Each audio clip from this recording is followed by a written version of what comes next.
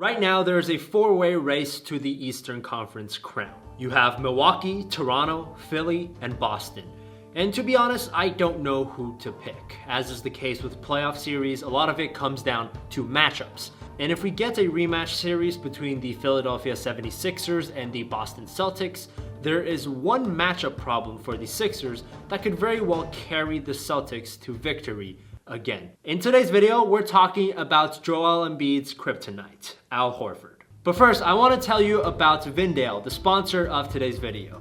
Now, I'm a college student and I'm currently studying psychology and marketing. And one of the things that you learn in marketing is that information is really important. Businesses and organizations are always trying to figure out what people like and what people think about certain things, which is why a lot of companies are willing to spend a lot of money just trying to get people to take their surveys. And Vindale is one way for you to do so. This is a website where anyone can go on there, create an account. I've done it myself. It's pretty easy, and you can just start taking surveys, answering questions, and earning cash. And you can use that cash to, I don't know, buy whatever it is you buy. So if that sounds like something you're interested in, make sure to click the link in the description below. Go and create your account, start taking some surveys, and start earning a little bit of money. All right, now let's get back to Al Horford. Al Horford is one of those players that I start to appreciate more and more as I myself gain a deeper understanding of basketball. It's not hard to see why casual fans don't care much for him. He's not that big, he's not that athletic, he's not flashy, even his jump shot looks a little awkward.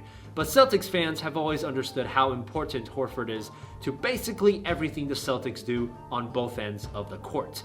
Horford is a really good player, but what makes him particularly dangerous against Philadelphia? I will first acknowledge that I'm not the first person to talk about this or make this discovery. People have been talking about the Al Horford issue for Philadelphia ever since their playoff matchup in last year. We can split Al Horford's impact into offense and defense. Let's look at defense first. How do you defend Joel Embiid? Well, Embiid is most dangerous when he's in the post or isolating on the low block. And despite Al Horford being only 6'10", 6'11" with shoes, he guards Embiid amazingly well one-on-one. In the last 8 matchups between the Sixers and the Celtics, the first 5 of which were last year's playoff series, Embiid has shot 36% when defended by Horford. But against all other Boston defenders, he has shot 52%. That's a pretty significant difference with a solid sample size. How does Horford guard him so well? Well, firstly, Horford's a smart defender. Joel Embiid is second in the league in free throw attempts per game at 10.1. People talk all the time about Harden getting a lot of foul calls, and Embiid gets almost just as much. And Horford knows how not to foul, but you also have to balance trying not to foul the player while playing physical defense, which is tricky. And that takes experience, which 32-year-old Al Horford has plenty of. Embiid has made comments before about how he thinks Horford gets away with certain physical play.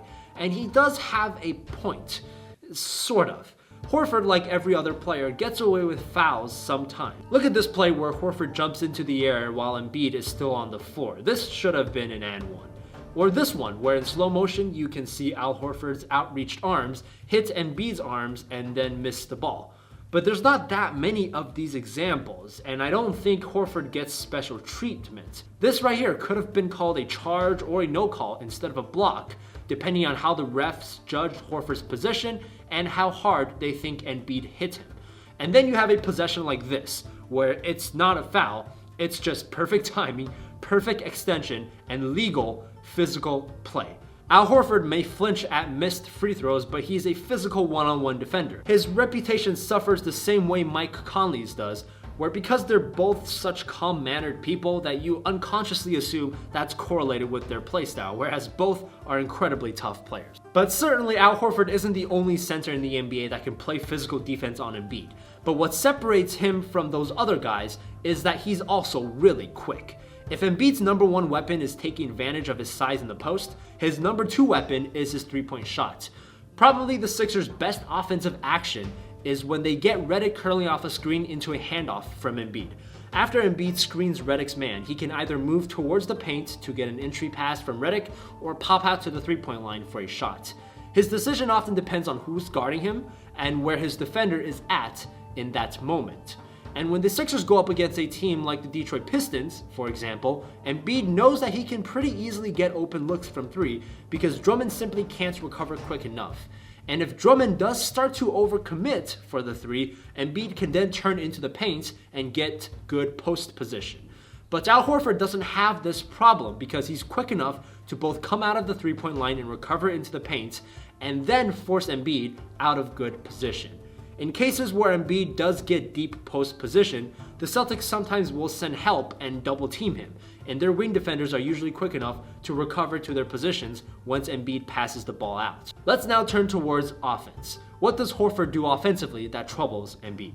The most obvious thing is his shooting. Embiid stands at about 7'2", 7'3", and while he's pretty quick for his size, nobody that tall wants to come out to the three-point line. But against Horford, he has no choice but to do so. Horford is a career 37% shooter from the three-point line, and the Celtics as a team shoot about 37% from three as well, so it's not something you want to give up. Horford gets almost all of his three-pointers through the pick and pop. And as we saw in last year's playoff series, as well as the game on February 12th, where Kyrie didn't play, the Celtics don't need a magnificent ball handler or shot creator to make the pick and pop work well against the Sixers. In a pick and roll or pick and pop, there are many ways to defend it, but only a couple are commonly used amongst NBA teams. Switching is becoming more and more common, but that's not an option the Sixers have in this case. Because even if the ball handler isn't Kyrie Irving, Joel Embiid switching onto any guard pulls him out to the three-point line and takes away almost all of his defensive impact, which occurs around the paint. Not to mention the issue of switching a smaller player onto Al Horford, who can score one-on-one when needed. Embiid, like most big centers, prefers to contain, where he sort of shadows the ball handler as his teammate frantically recovers to the ball handler. But in cases where the ball handler can maneuver inside and force Embiid lower, the ball handler can then kick it out to Horford at the top, where Embiid simply doesn't have the acceleration to run out and contest. And because Embiid has such a high center of gravity, even when he does manage to close out on Horford, if Horford makes the right call, he can do a pump fake and blow right by him. And even when the Sixers bring help, Horford is a great passer and can find the open man. Sometimes Horford doesn't even need to pump fake, as a straight line drive is often too quick enough for Embiid to guard, especially if it's late in the quarter where Embiid is experiencing fatigue.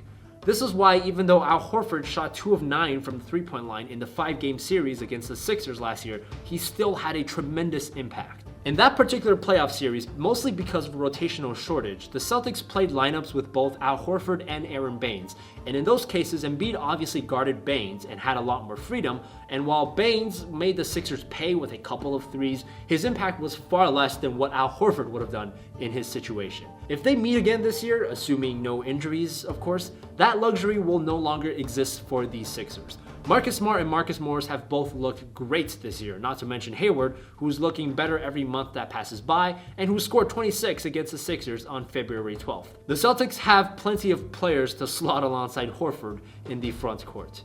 The Sixers have changed a lot since last year. Their best lineup, their crunch time lineup now, is Ben Simmons, JJ Redick, Tobias Harris, Jimmy Butler, and Joel Embiid. The difference from last year being Jimmy Butler and Tobias Harris instead of Robert Covington and Dario Saric.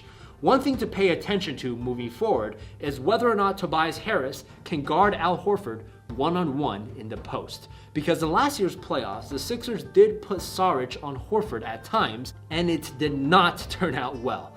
I don't know if Tobias Harris can do it, but if he can, that's a very good tool the Sixers can use on defense. The offensive improvement from Covington and Saric to Butler and Harris is quite significant, and it does take pressure off of Joel Embiid to constantly be creating the offense.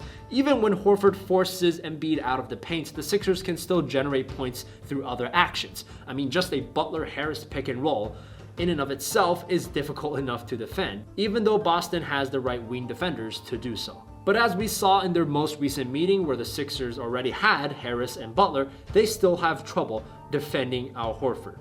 Perhaps Kryptonite is too strong a word, because even though Embiid struggles against Horford, there are still moments where his raw size and talent overpowers anything Horford can toss at him.